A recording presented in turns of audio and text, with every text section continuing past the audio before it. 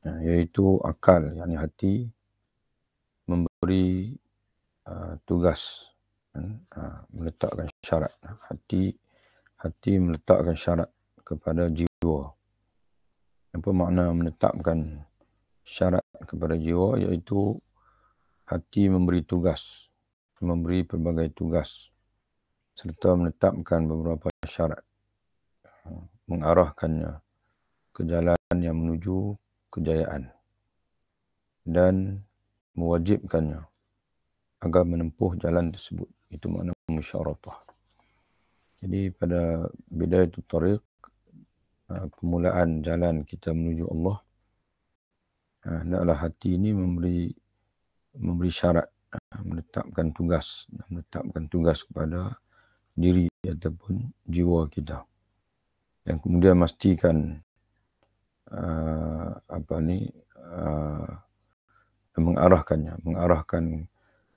mengarahkan jiwa kepada jalan yang boleh mencapai kepada kejayaan. Dalam pengertian lain, tidak membiarkan jiwa berjalan sendiri tanpa pengarahan.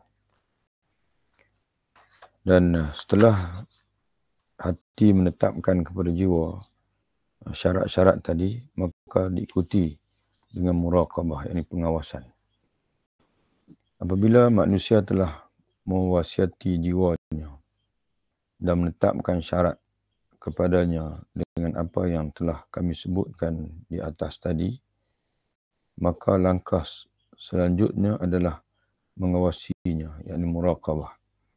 Ketika melakukan berbagai amal perbuatan dan memperhatikannya dengan mata yang tajam. Kerana jika dibiarkan jiwa kita ini, jika dibiarkan, pasti akan melampaui batas dan juga akan merosak. Jadi jiwa ini jika dibiarkan, dia akan dipengaruhi oleh nafsu. Tapi kalau tidak dibiarkan, maka dia akan dipengaruhi oleh hati. Jadi kita tak boleh membiarkan jiwa kita ini dipengaruhi oleh syahwat. Sebaliknya adalah dikontrol oleh otak kita, oleh akal kita, dan menggunakan segala panca indera, dan menggunakan mata, telinga, juga menggunakan otak. Dan otak kita ini kita isikan dengan maklumat-maklumat yang baik. Jadi itu semua akan menjadi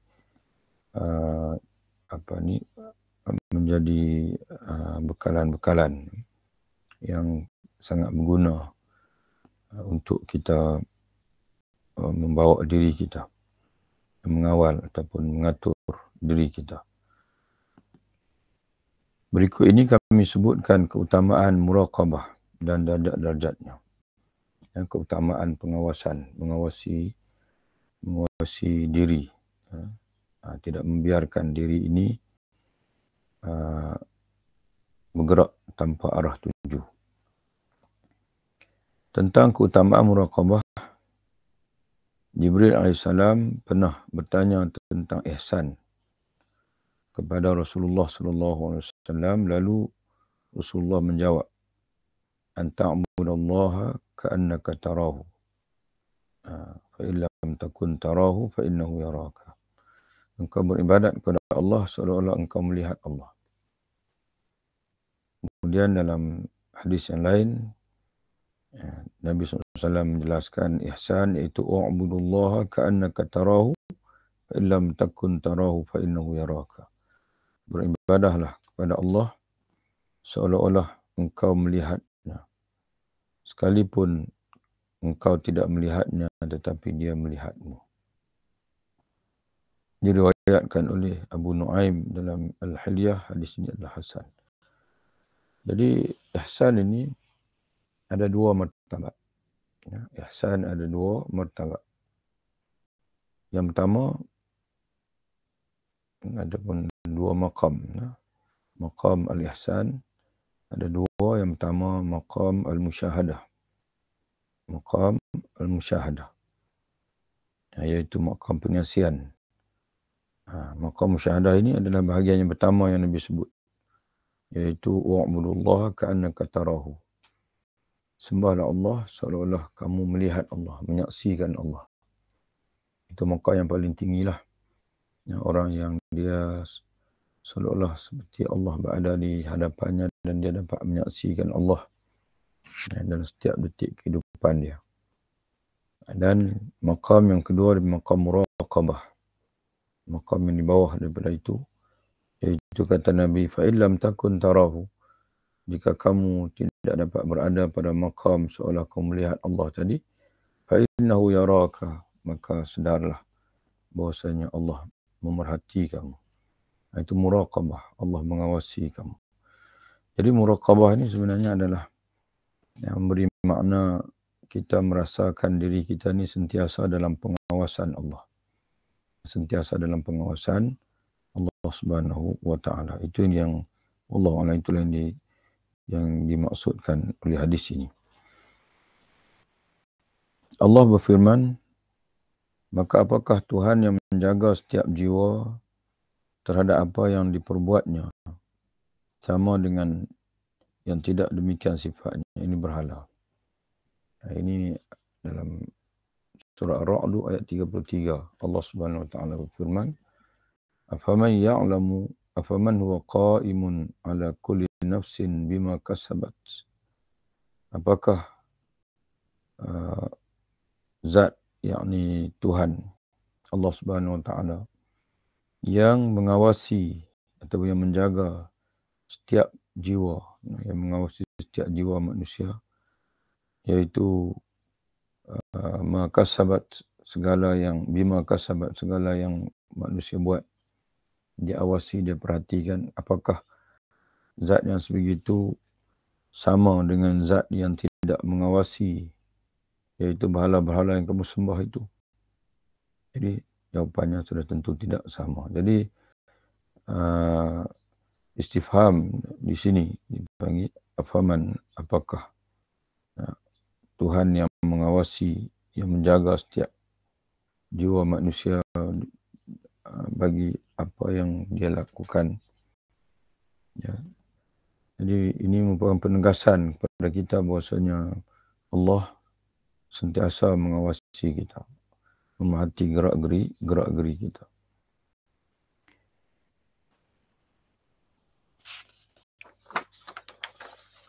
Kemudian diikuti firman Allah dalam surah Al-Alaq, tidakkah dia mengetahui bahawa sungguhnya Allah melihat segala perbuatannya? Nah, ini Abu Jahal. Abu Jahal yang mana dia menentang Nabi Muhammad SAW. Adalah ayat sebelum ayat ini Allah Ta'ala menyebutkan, ara'aita in kadzdzaba wa tawalla, tidakkah kau memperhatikan wahai Muhammad orang seperti Abu Jahal itu,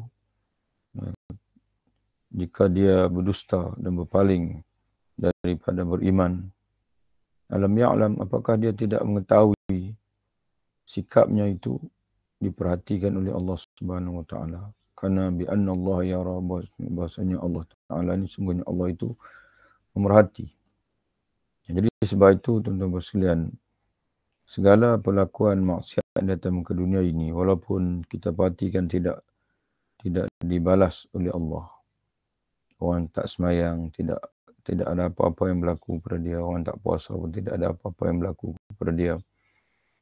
Ya, orang yang melakukan maksiat, tidak ada apa-apa yang berlaku kepada dia.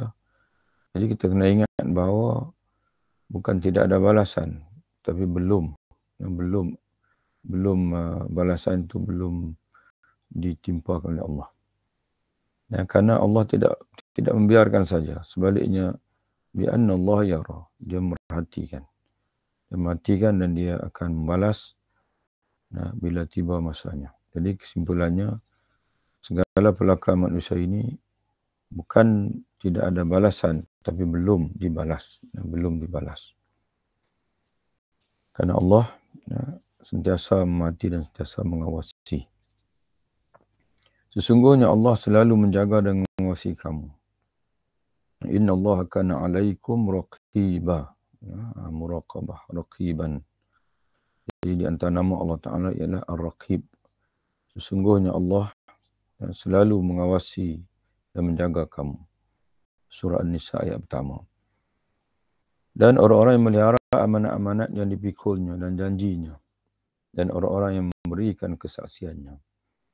Jadi ini timbal baliklah. Bila kita faham Allah itu Ar-Raqib, Allah itu mengawasi kita, Allah memerhati kita, maka menjadilah kita sebagai orang-orang yang sentiasa memelihara amanah. Amanah yang kita pikul.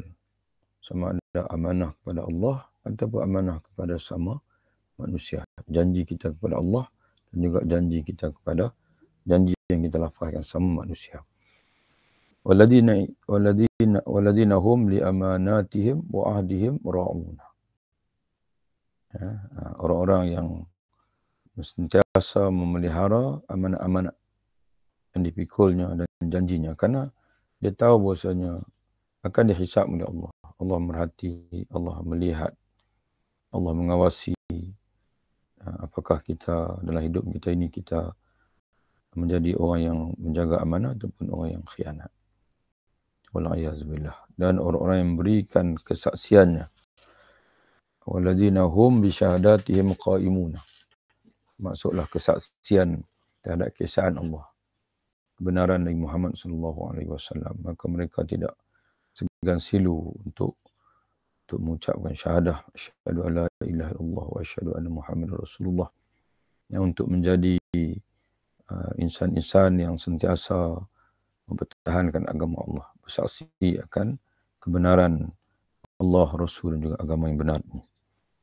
Diceritakan bahawa sebahagian syekh mempunyai seorang murid muda, murid yang masih muda tapi memiliki penghayatan yang lebih daripada anak murid-murid dia yang tua, yang dihormati dan diutamakannya. Lalu sebahagian kawannya berkata kepadanya, mana sebahagian kawan murid-murid tua itu berkata kepada Tuan Syekh, bagaimana engkau menghormati anak muda ini padahal kami lebih tua?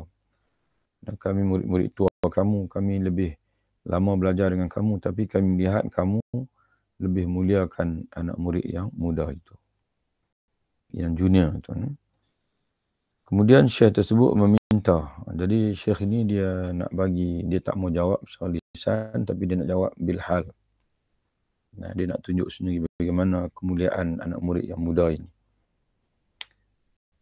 Maka dia minta sejumlah burung dan memberikan seekor burung kepada setiap orang dari mereka, berikut, yakni diikuti dengan memberi juga sebilah pisau. Seraya ini sambil dia berkata kepada mereka, masing-masing kalian hendaklah menyembelih burungnya di tempat yang tidak dilihat oleh siapapun. Akan ambil burung ini, setiap seorang ambil seekor dan sebilah pisau. Kemudian kamu bawalah ke tempat yang tidak dilihat oleh orang lain, sembelih di situ. Kemudian ia pun menyerah burung berikut burung disertai dengan sebilah pisau kepada murid muda tersebut dan berkata kepadanya sebagaimana berkata kepada mereka. Jadi kepada murid yang muda ni pun dia serahkan juga burung dan juga pisau dan beri taklimat yang sama. Kemudian masing-masing mereka kembali dengan bawa burungnya yang telah disembelih, kecuali murid muda yang kembali dengan bawa burung yang masih hidup di tangannya. Syekhnya bertanya, mengapa kamu tidak menyembelih sebagaimana telah dilakukan oleh kawan-kawanmu? Jadi yang lain dia tak tanyalah sebab yang lain ikut arahan. Tapi yang seorang ni dia tidak ikut arahan. Maka Syekh pun tanya, kenapa kamu tak sembelih macam orang lain sembelih? Maka murid muda itu menjawab, aku tidak menemui tempat di mana aku tidak dilihat oleh sesiapa pun, kerana Allah Subhanahu Wa Taala sentiasa melihatku di setiap tempat. Akhirnya mereka mengakui kebaikan muraqabah anak muda tersebut. Anak muraqabah yakni dia sentiasa menyedari dalam setiap detik kehidupannya bahwasanya Allah mengawasinya. Jadi tidak ada istilah dalam hidupnya bahwasanya dia seorang-seorang saja. Sentiasa ada mana dia sentiasa bersama dengan Allah Subhanahu Wa Taala, memerhatinya. Akhirnya mereka mengakui dan anak-anak murid tua pun mengakuilah bahwasanya memang anak muda itu ada kelebihan. Anda berhak dihormati kata dia kepada mereka. Sebahagian mereka bertanya tentang firman Allah. Sebahagian sebahagian orang bertanya tentang firman Allah. Allah redha terhadap mereka dan mereka berredha kepadanya. Radhiyallahu anhu wa radhiyallahu anhum wa radu anhu. Dzalika liman khasyya rabbah. Yang demikian itu adalah balasan bagi orang takut kepada Tuhannya. Jadi apa makna takut kepada Tuhannya? Jadi ayat ini adalah surah Al-Bayyinah, di mana Allah Ta'ala menyebutkan dua sifat. Sifat ahli neraka dan juga sifat ahli syurga. Orang yang beriman, orang yang kufur kepada Allah, dan sifat orang yang beriman kepada Allah SWT. Sifat syarul bariyah, makhluk Allah yang paling jahat, dan juga khairul bariyah, makhluk Allah yang paling baik. Jadi makhluk Allah yang paling baik ini kata Allah, innal ladzina amanu wa 'amilus shalihat. Sungguhnya orang beriman dan juga beramal saleh, ulaika hum khairul bariyah. Ulaika hum, mereka itulah merupakan orang-orang yang merupakan makhluk Allah yang terbaik. Jazaohum, balasan yang Allah Ta'ala sediakan untuk mereka adalah syurga-syurga, taman-taman syurga, adn, yang menjadi tempat tinggal, yang kekal abadi, yang mengalir di bawahnya sungai-sungai, tajri min tahtil anhar, khalidina fiha abadan. Mereka menjadi orang-orang yang kekal dalam syurga itu selama-lamanya. Kemudian Allah Ta'ala menyebutkan radhiyallahu anhum, Allah redha kepada mereka, wa radu an, dan juga mereka juga redha kepadanya. Dzalika liman khasyya rabbah. Balasan syurga tadi adalah bagi orang yang takut akan Tuhannya. Jadi para ulama menjawab bila ditanya siapa mereka itu, maka para ulama menjawab maknanya ialah yang demikian itu adalah bagi orang yang merasakan muraqabah Tuhannya, mana Tuhannya sentiasa mengawasinya, melihatnya, dan menghisap dirinya, sentiasa menghisap dirinya, dan membekali dirinya untuk akhiratnya. Jadi seolah inilah yang dimaksudkan dengan muraqabah. Muraqabah iaitu kita merasakan diri kita ni sentiasa diawasi oleh Allah, itu yang pertama. Yang kedua, kita sentiasa mengawasi diri, menghisap diri. Yang ketiganya adalah kita sentiasa mempersiapkan bekalan untuk akhirat. Sentiasa tidak memberi keutamaan dalam hidup untuk mempersiapkan bekalan kepada akhirat. Zunnun al-Misri, seorang awliya Allah, seorang wali min awliya Allah, dari generasi salafus salih. Dia pernah ditanya, dengan apakah seorang hamba itu mencapai syurga? Lalu dia menjawab, bi khamsin, dengan lima perkara. Yang pertama, istiqamatin laisa fiha rawghan. Dengan 5 perkara. Yang pertama, istiqamah yang tidak mengandungi kelicikan. Istiqamah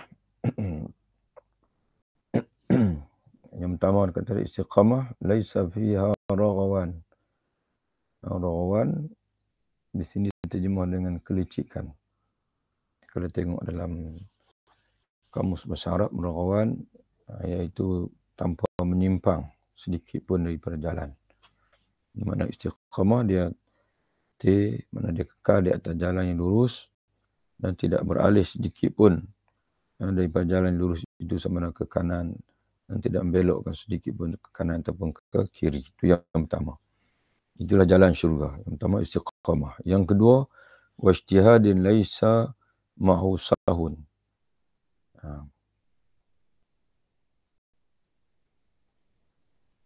Ijtihadin, diterjemah dengan keseriusan yang tidak disertai kelainan sedikit pun. Ijtihad makna kesungguhan. Kesungguhan tanpa alpa dia panggil.